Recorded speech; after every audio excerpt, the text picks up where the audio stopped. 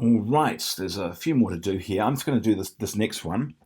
And the reason I'm going to stop at this point is because this goes actually beyond what you would need to know for an exam if you're year 9 at a New Zealand secondary school. So we'll do this one because it's here. But apart from that, I don't think you're going to need to worry too much about questions that are like this.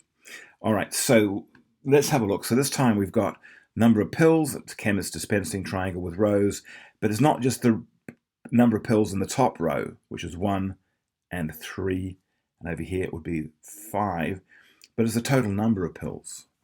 So here the total number of pills are 1, here there are 4, here there are 9.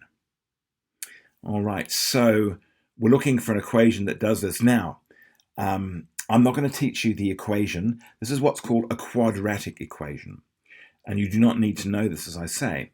However, if we're looking at the difference between this, and you know it's quadratic because the difference between a 1 and a 4, it's going to be a 3.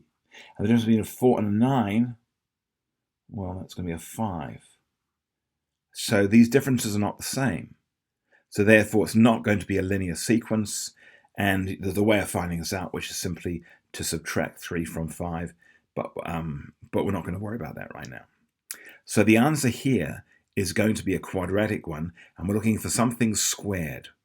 In this case, it's going to be r squared, and r squared works because if it was 1 squared is 1, 2 squared is 4. So 1 squared is 1, 2 squared is 4, 3 squared is 9.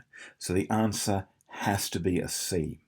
Now, as I say, this goes beyond what we need to know, so I'm going to stop there. I won't bother with the next one either. But if you can do the other ones, that's going to stand you in good stead for the assessment coming up. Hope that is useful.